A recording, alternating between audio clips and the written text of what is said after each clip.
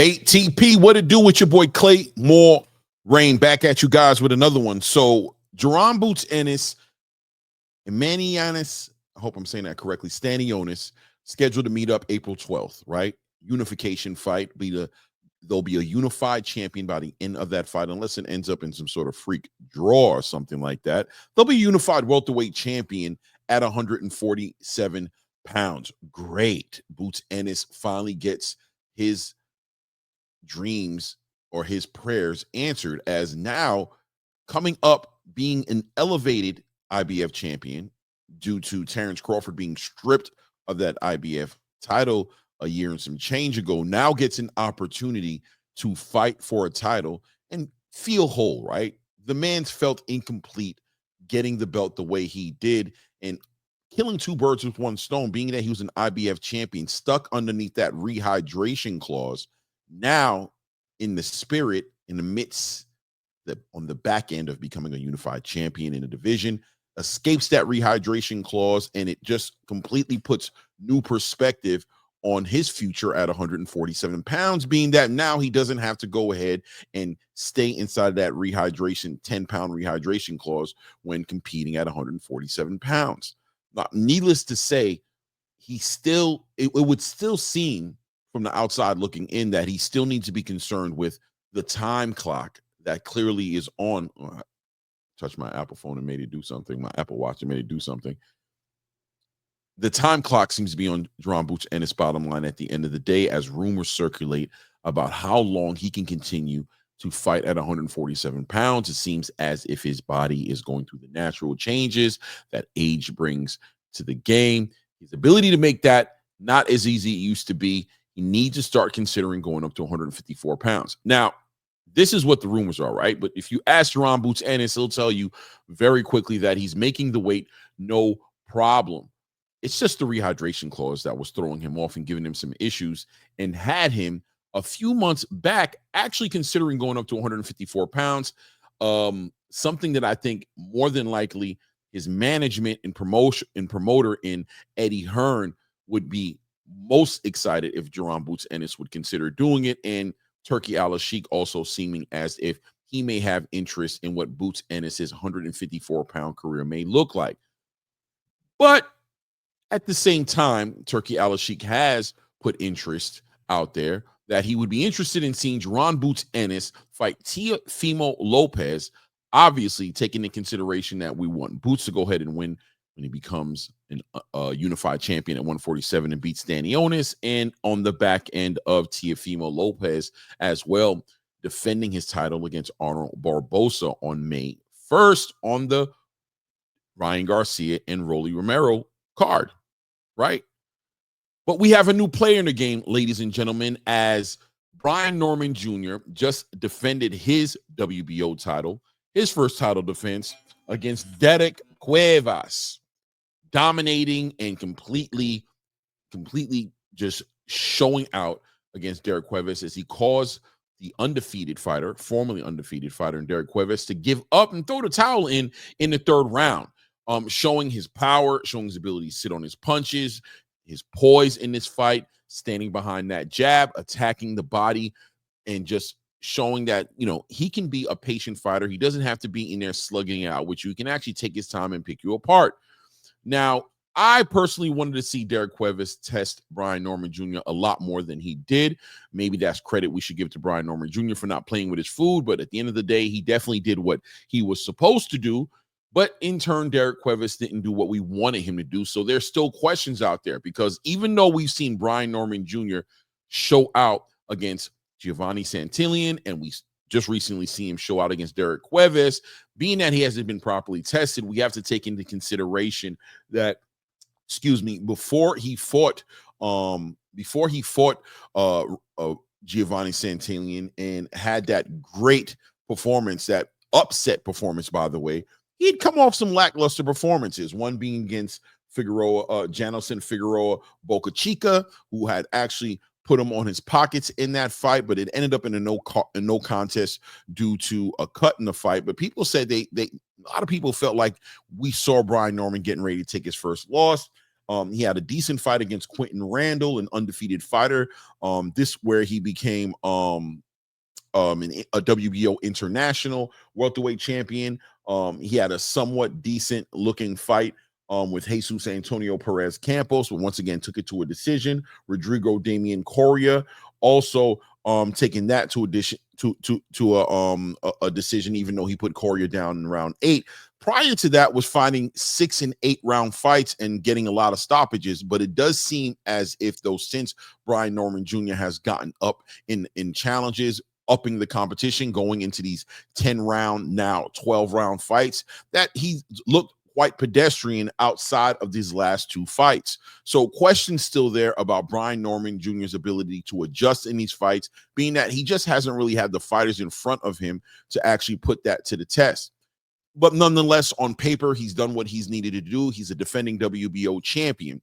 Now let's go back in time a little bit.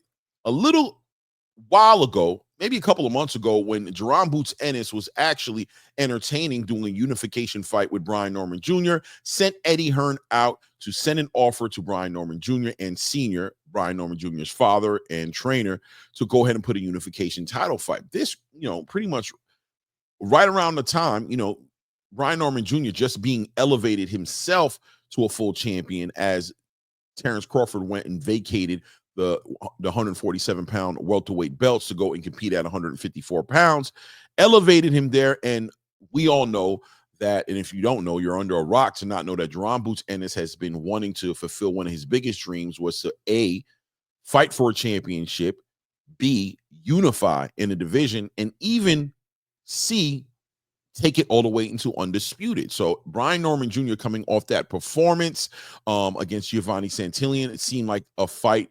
It seemed like Brian Norman Jr. was on board to make the fight, but at the time, Brian Norman Jr. had plans on already in a coordinated fight already with Derek Cuevas at the time that Top Rank had put together for him. Brian Norman was willing to take the fight, but some might argue price himself out. Now, listen, I think 2 things can coexist in the same space, right? So Brian Norman Jr. Definitely, technically, as far as to the definition of what pricing yourself out means, did price himself out, as Eddie Hearn made counter offers and got it up all the way up to $1.7 million to make that fight happen. But Brian Norman wouldn't budge, wanting a minimum of $2 million for his son to be able to walk away with $1 million. His argument was pretty fair to say that, listen, this is Jerome Boots Ennis' opportunity to become a unified champion in a division to where rumor is he's getting ready to leave because of the weight cut. He has the pressure on him. He's the one with the aspirations on making something happen. My son, Brian Norman Jr., sitting at 23 years old, has his whole career ahead of him, sitting comfortably at 147 pounds. There's a game plan that they have and a strategy on how they're going to make him a superstar, and he doesn't need to fight Jerome Boots Ennis. I think that's fair to say. And he said, listen, if we're going to make that fight happen, and a fight my son doesn't need as much as you do, then you have to make it worthwhile. Keeping in mind, of course, that Eddie Hearn was trying to coordinate to make this fight in Philadelphia in front of Jerome Boots Ennis' fan base. Well, now things have changed a little bit since Jerome Boots Ennis moved on from that fight, went and fought Karen Kukadajian, defended his title, had a decent little performance, but people criticized Jerome Boots Ennis on the performance, but at the end of the day, honored his mandatory at 147 pounds. And now, on the back end of entertaining going to 154 pounds, it looks like Emanianis Stanionis said, listen, I'll join you on that. Let's make it happen. I'll put my WBA title up against your IBF title. Let's make a unification title fight. Great for Jerome Boots Ennis. Now, in the present moment, fast forward to right now, Brian Norman Jr. has defended his title, seen Jerome Boots Ennis since that whole negotiation, and feels like he's seen holes inside of Jerome Boots Ennis' game that he can take advantage of. So now pushing for a unification fight against Jerome Boots Ennis, putting out the information saying that if the fight doesn't happen, Jerome Boots Ennis is the one who doesn't want the fight to happen. Some might say he's trying to paint the IBF champion as a potential duck if he doesn't take the fight. Whoa, it gets spicy.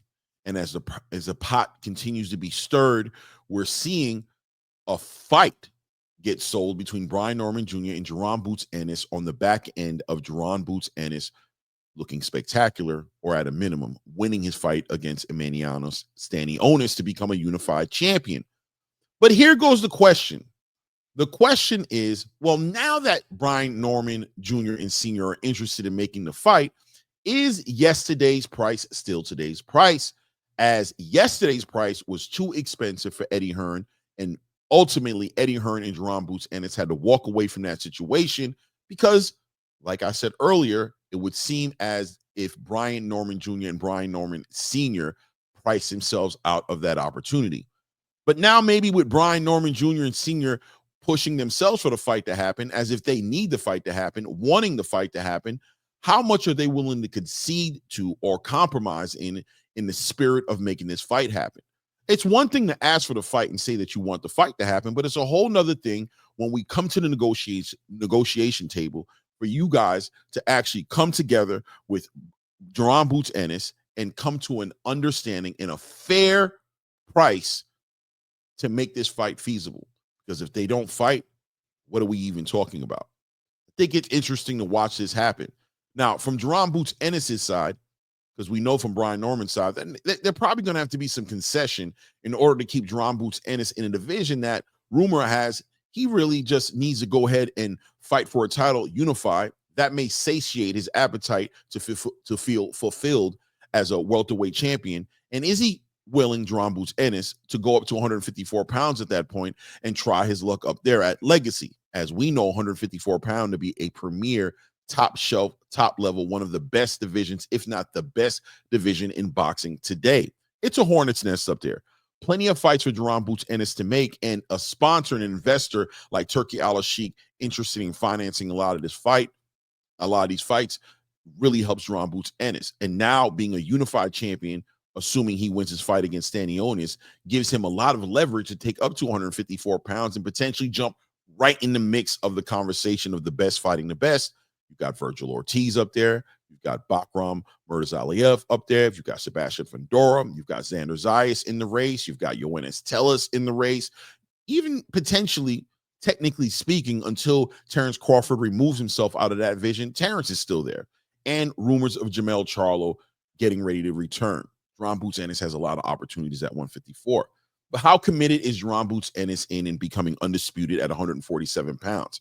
Now, we have another player in the game in Mario Barrios, who's been quiet as a church mouse since his last fight against Abel Ramos on the undercard of Jake Paul versus Mike Tyson. He fought that fight to a draw and has been looking pedestrian a little bit in his last couple of fights. We haven't heard anything from him, and he's with the PBC. Rumor has it, maybe in some sort of protective custody with the PBC, as he's not calling any of the other champions out, nor responding to their challenges for his WBC title. Now, Brian Norman Jr. has also put out and issued a challenge for Mario Barrios to come out of the dark, come out, wherever you are, and come join the party. And let's see if we can make this happen where we unify this division and ultimately bring it full circle to have one undisputed champion to remove all doubt on who the actual best welterweight fighter is. Well, as you guys can tell, I broke it down for you as well as I could, I guess. Maybe I could have done better, but 147 pounds seems to be moving around right now in a certain way that makes it enticing for Jerome Boots Ennis to maybe want to hang around. And who knows, with the addition of Devin Haney, Ryan Garcia, Teofimo Lopez, and oh yeah, why not? Let's put the newcomer into the division as well in Delonte Tiger Johnson, who also just come off of a great performance in the division. Listen, and there's a lot of other players at 147 pounds. Does Jerome Boots Ennis stay in the division now that he's worked so hard to become the king of, and go ahead and move forward and unify and become undisputed in the division? Or does he go ahead and leave it all behind, go up to 154 and go into another division to go ahead and just build his legacy right there? In my own personal opinion, I think this is going to have a lot to do with Mario Barrios's willingness to participate and join the party. If Mario Barrios is going to continue to take off fights like Abel Ramos and allow his handlers to move him in a strategic way to protect him from maybe taking a loss against one of these fighters, then undisputed seems very far out, very out the reach for Jerome Boots Ennis. And the question is, if you're going to stay at 147, it should be with purpose at this point. If you're having a hard time cutting the weight to stay there, if it's not, there for you to be undisputed, then really what incentive does Jaron Boots Ennis have to stay at 147 pounds? One might say just to shut Brian Norman Jr. up, but how necessary is it to do that? I mean, let's be real. If he goes up to 154 pounds, unifies up there, becomes a big deal up there, at some point, one might assume that Brian Norman Jr. would find his way up at 154 pounds anyway. That fight can happen on a bigger stage to where Jaron Boots Ennis would be clearly the A side and also have built his market value up a lot more. And maybe for Brian Norman Jr. had done the same, eventually they can fight each other. Or is the time now? Is this when you want to get Brian Norman Jr. before he gets even better than he already is? Maybe Jaron Boots Ennis takes advantage of the youth and the inexperience of Brian Norman Jr. and moves ahead and scratches him off the list now. I don't know. A lot to watch unfold, a lot of things to think about, a lot of intangibles in this conversation. The politics of boxing have always made it a lot easier to say something than to actually make it happen. You've got a lot of different platforms. You got Top Rank, you got PBC, you got Matchroom, you got Turkey Al Sheik. You have all these outside elements that need to get on the same page in order to make this happen. But like I said in the tab, unification, the undisputed, at what cost? Who's going to go ahead and compromise? Are all the entities involved in this conversation willing to come to some common understanding in the spirit of unifying this division, having an undisputed champion again in this division so we can see once and for all who the best is at 147 pounds? You guys let me know in the comments what you think about it. It's your boy Rain. This is the ATP Combat Media Show. Once again, salute to everybody who supports the channel. We're moving. It's a slow grow, but it's a very fulfilling and in the right trajectory grow. And that's because of all the support we get from you guys. If this is your first time tapping into the content, please go ahead and take an opportunity to go ahead and subscribe to the channel. Hit your bell icon so you are getting alerts when all this content is dropping. Oh yeah, by the way, before you leave, hit the like button. Help the video get in the algorithm so the channel can get in front of more eyes. It's your boy Rain. It's that ATP Combat Media Show. Guys, thank you. And once again, until the next one, we out.